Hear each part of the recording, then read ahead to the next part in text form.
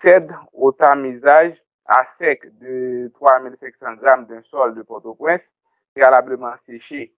On constate d'abord que la passoire 1 de 12,5 mm ne retient aucune fraction du matériau.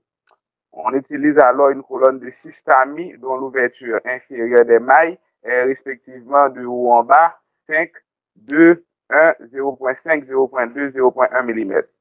Les refus sur chacun des 6 tamis sont les suivants, de haut en bas. C'est 217 grammes, 868 grammes, 1095 grammes, 809 grammes, 444 grammes, 39 grammes, et le tamisage du dernier tamis recueilli sur le fond qui ferme la colonne est de 25 grammes. On demande de construire la coupe granulométrique et de déterminer le diamètre efficace de 10, ainsi que le diamètre moyen de 50, le coefficient d'uniformité CU et le coefficient de courbure CZ. On demande également de donner la classification texturale de ce sol en utilisant donc, le diagramme triangulaire. On va passer directement à la résolution de l'exercice. On a essayé de synthétiser. Par exemple, on avait les diamètres, on écrit les diamètres, et puis ensuite on écrit les masses retenues. On avait dit pour le tamis d'ouverture 12,5 mm, aucune masse retenue. Pour le tamis de 5 mm, 217 grammes, on a reporté les différentes masses retenues pour chaque tamis. Quand on fait la somme, on a trouvé exactement 3700 grammes. On a calculé les pourcentages retenus donc par tamis. On a justement divisé la masse retenue par la masse totale pour trouver masse retenue par chaque tamis. Et puis on a trouvé les pourcentages qui sont respectivement 0,0, 6, tout ça. Ensuite, on a construit notre colonne qui est un refus cumulé.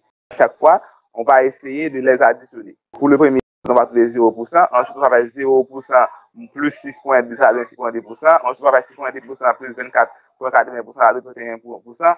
Et ainsi de suite, comme ça, on arrive à la dernière ligne en bas.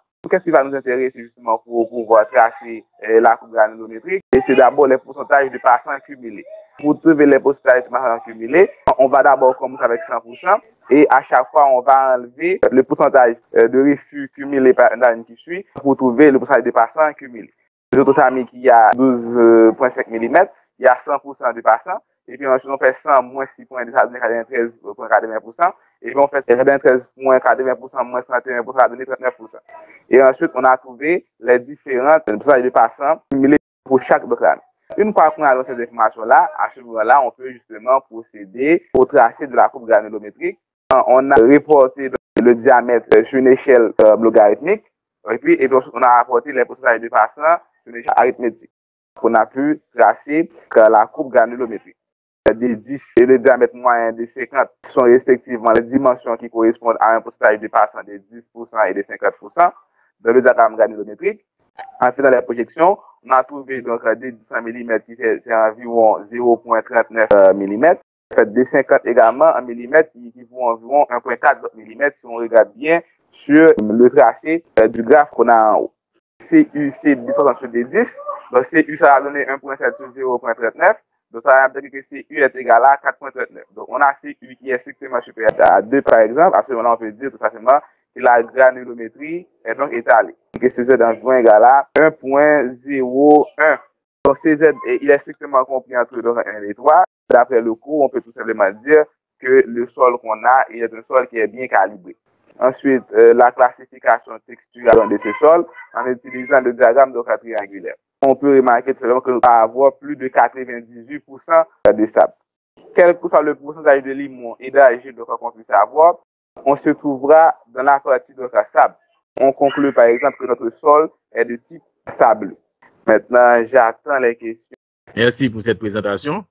Lorsqu'on veut analyser granulométriquement un sol, quels sont les deux types d'essais qu'on peut réaliser sur ce sol? C'est d'abord, on peut procéder par tamisage ou encore par sédimentométrie. La nature de ce sol est un sol sableux. Quelles sont les caractéristiques de sable? Et on peut dire que le sable, en fait, il est perméable. Pour les sables, on va avoir donc, la présence d'eau libre. L'indice de plasticité pour le sable est à 0. Il est caractérisé beaucoup plus par un empilement granulaire. Dans le sable, contrairement à l'argile, par exemple, on ne va pas rencontrer le phénomène de retrait. Pour le sable, il n'y a pas de cohésion. Nous avons vu pour les argiles et les limons, on peut réaliser les limites de consistance pour pouvoir classer ces sols-là.